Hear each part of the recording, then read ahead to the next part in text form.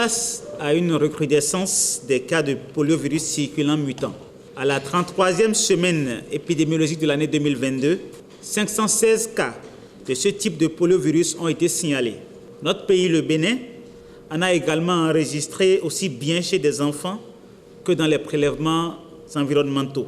À cet effet, et dans le cadre de l'initiative mondiale d'éradication de la poliomyélite, le Bénin, à l'instar d'autres pays de la sous-région, a lancé le 14 octobre 2022 une nouvelle campagne de vaccination contre la poliomyélite au profit des enfants de moins de 5 ans.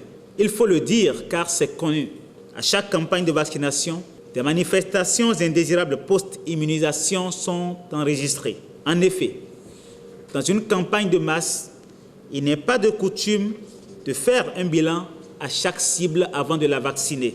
C'est pourquoi un système de pharmacovigilance mis en place par le ministère de la Santé permet de les rechercher activement et de les investiguer en vue d'établir un lien entre la vaccination et leur survenue.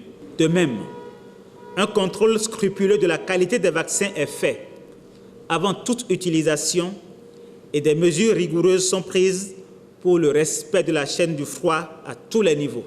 Les vaccins utilisés sont donc sûrs et efficaces et les agents vaccinateurs sont formés à leur utilisation.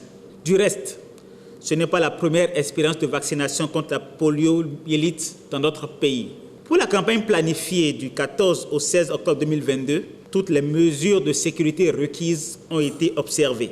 Nonobstant ces mesures, des manifestations indésirables ont été recensées chez certains enfants dès la première journée de cette campagne grâce à la réactivité de notre système de surveillance. La gravité de certains cas a conduit le gouvernement à prendre par précaution les mesures ci-après: la restriction de l'administration du vaccin à certaines cibles en dépit des recommandations internationales, la suspension de la campagne à la fin du 2e jour, la saisine en urgence des comités des experts au niveau national et international pour l'analyse des cas de manifestations adverses post-immunisation enregistrés et la recherche d'un lien éventuel avec le vaccin utilisé. La sollicitation d'une contre-expertise internationale pour le contrôle de qualité des lots de vaccins utilisés. En tout état de cause, le gouvernement et ses partenaires, très sensibles au bien-être de la population, restent engagés à travers le ministère de la Santé pour l'éradication de la poliomyélite